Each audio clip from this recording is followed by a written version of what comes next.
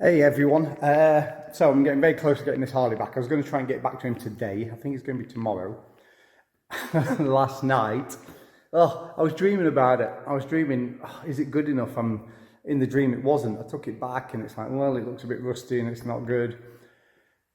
It did my head in. So I don't know if anyone, I'm sure plenty do, when you've done something, you dream and you hope you've got it right.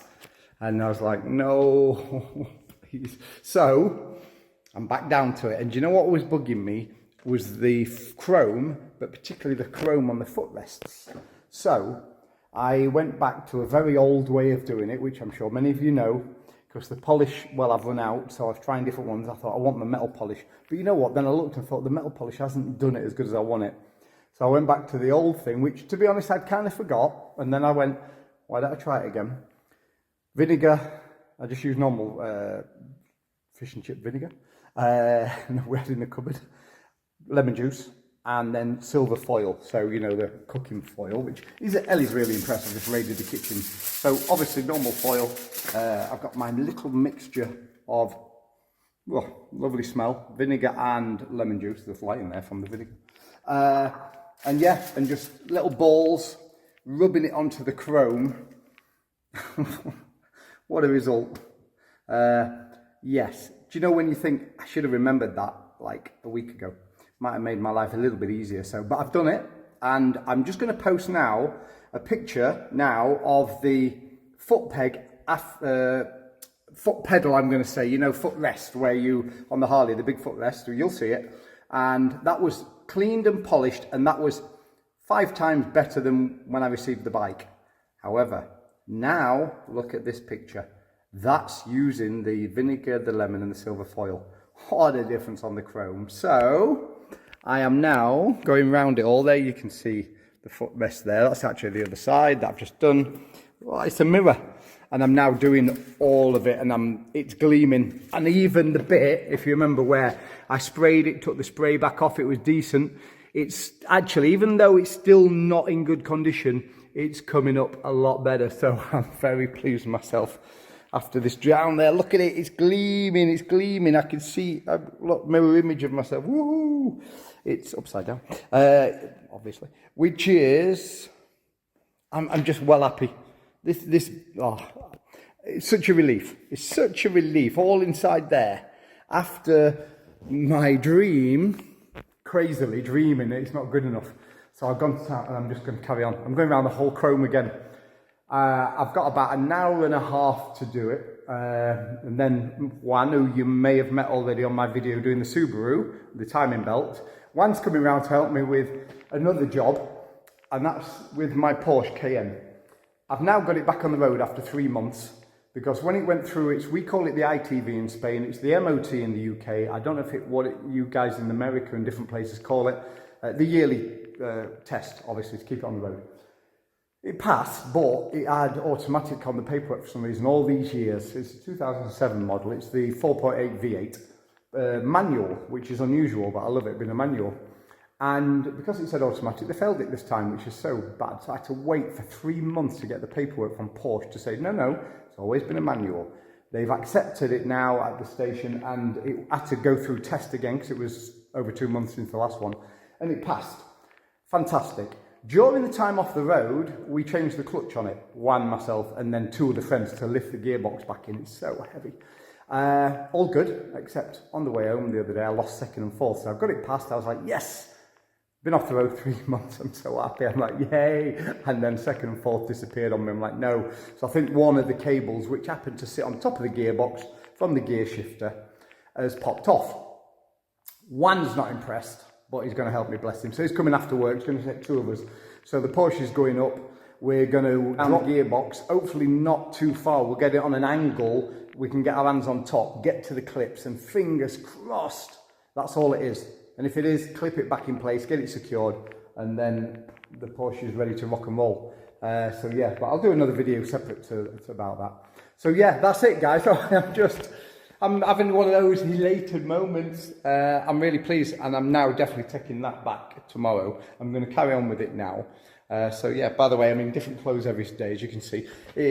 And yeah, in fact, Can I share something with you all, maybe just very quickly? I don't know if I've done this already. This t-shirt I'm wearing, it says the Extreme 55. You might be able to see that. Where I'm 55. I know what you're thinking. Yeah, you look 60. When I was 50, I turned 50 because I do fitness things at a boot camp that I mentioned, a guy called Steve Coster in Tenerife. We do a boot camp every morning. I was there this morning. And I thought, when I'm turned 50, I want to do something to remember it by. So I did the Ultimate 50. I invented it myself, which was 50 exercises, 50 of each.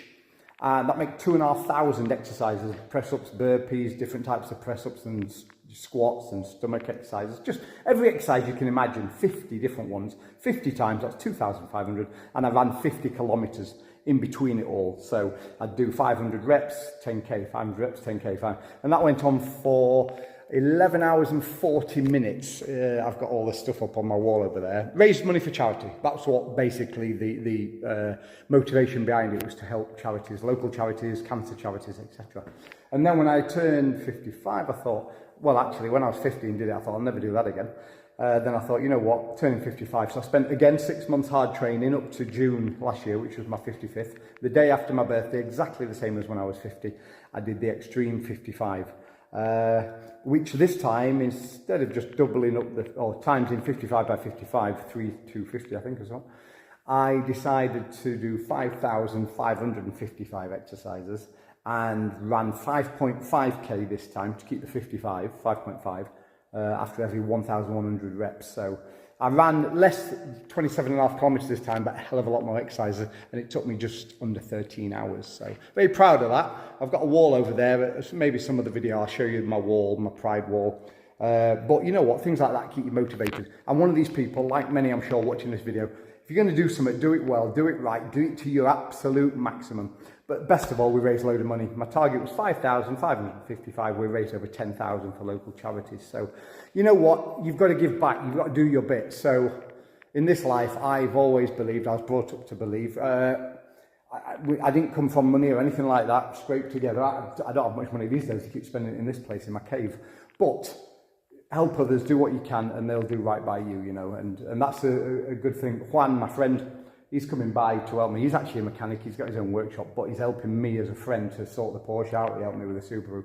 And I think if you give, you get back. So, but anyway, I think maybe I'm talking so much. I'm just so happy that I've got this thing. Yeah, after last night's dream, it's a dream come true. Well, no, that was a nightmare. This is a dream. I'll continue. Thank you. So I'm just going to see if I can actually demonstrate a bit, because I've got this nice and shiny. This one's a lot worse. So I'm now going to get my vinegar and my lemon juice and my silver paper, and we're going to do this one. So yes, I'll have a look. I'll set the camera up actually, and we'll be able to video it. Okay, so hopefully you guys can see that. I don't know how bad that now looks on the video, but we're going to have a go and see. Let's get my glove back on. I don't want vinegar hands. Is that some sort of weird phrase, vinegar hands? Sorry if it's on a bit of a slant, but it's the best I can do while I'm down here on the floor. Hello. So let's have a go. So let's see how this does. This is purely silver foil with the lemon and the vinegar. Oopsie daisy. Get my nice paintwork on the block. It's awkward, there's no doubt about it. It's really awkward holding onto the foil, but from what I've experienced, it's been worth it. So, if you can see this, I'm going to just wipe that off now. Look at that. Look at that. That's just quickly, that took me, what, 2 minutes. Just going to bring the camera in. I've got it on the stand. Excuse me, I'm flying all over with it here, aren't I? Look at that. That side compared to that side. It's amazing. Loving it. Loving it, loving it, loving it. Yeah, very happy about that. So I will just continue to do that. So I'm sure there's many of you out there that are saying, yes, Craig, of course, we all know that. You know what, I did. But you know, you forget things. I need to get the suppressor cap out of the way, I think. Oh, let's get round it. This is the awkward bit, just getting round everything. I've been doing it all morning. Actually, I nearly forgot to even video this bit. I went upstairs, I was excited, told Ellie. I went, Ellie, listen, I'm so pleased after my dream last night. And she went, I hope you've told everybody on YouTube about it. I'm like, oops, better go and tell them. So that's where I'm at. So yes, very happy. I can get around the suppressor cap. So, yes, it's come up a treat. Oh my God, I can't believe I forgot about this. But that's life, and that's the fun of doing all this, isn't it? Remembering, doing, getting the pleasure out of it. So much pleasure. And it's not about, you know, sometimes breaking your back and getting in awkward positions and all that. It's not about the suffering, it's about the reward at the end, isn't it? So, there we go. Yes, I'm so pleased that's come up. An absolute treat. Oh, yes. Very happy. And there we go. The finished article. Outside now in the sunshine-ish. It's got a nice shine about it. I'm very pleased with it. Very, very pleased with it. And she's just turned her alarm on me. That's all good. So yeah, it's shiny. The wheels look good, nice and black. The chrome looks, well, I'm so impressed. I keep seeing things though. I do see little things, but I've still got this evening just to finish tiny little things. But yes, it's pretty much finished. So I'm happy with that. Can't be happier, to be honest. Panicked last night, and that's how life works now. You panic at last minute and then all of a sudden it comes together. Well happy. Oh, one Harley Davidson 2003 Electro Glide. As good as new. Hey everyone, so the final Harley video, for this Harley anyway. I'm at Paraiso Motorcycle Rentals in Playa Paraiso here in Tenerife. I've actually got my Playa Paraiso t-shirt on as well.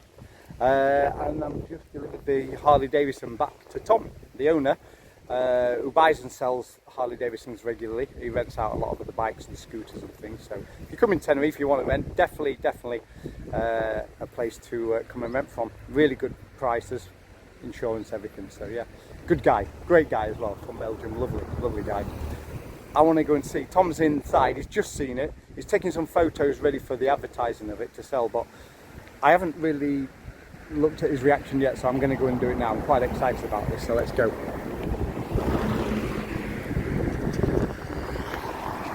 Just on my way, and you can see he rents all different bikes, Transalps, Africa Twins, scooters. Yeah, great place. But when we walk inside, you'll see there's a lot going on around this shop. Helmets, jackets, gloves, all supplied, included.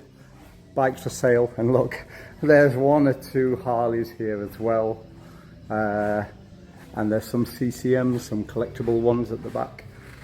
Lots going on. His workshop for all the servicing. Some special bikes in here for sure. And then we have one particular special one, and there she is. So this is the first time you've seen it outside of Craig's Cave. I rode it down this morning, rode fantastically.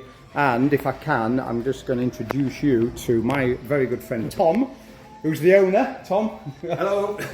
So yeah, just to get Tom's reaction, I suppose. What's your thoughts on it, Tom? It's crazy. It's better than I hoped it would ever be. So thank you a lot, Greg. Thank you for you're welcome. For the effort. It's great.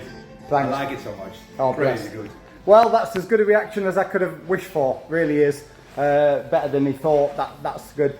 And if you remember on the videos, it was just about that hard work, putting the attention to detail, and you know what, trial and error, trying different things, and you know, not being scared to look at different ways of doing it, especially with the lemon, the vinegar, and the silver foil, and the reaction and result we got. But let's just have one last look at the Harley Davidson 2003 Electro Glide. It's been a love affair in the end, and I've got to admit it, and I'm going to do it now on camera. I like Harley Davidson. Yeah. Job done.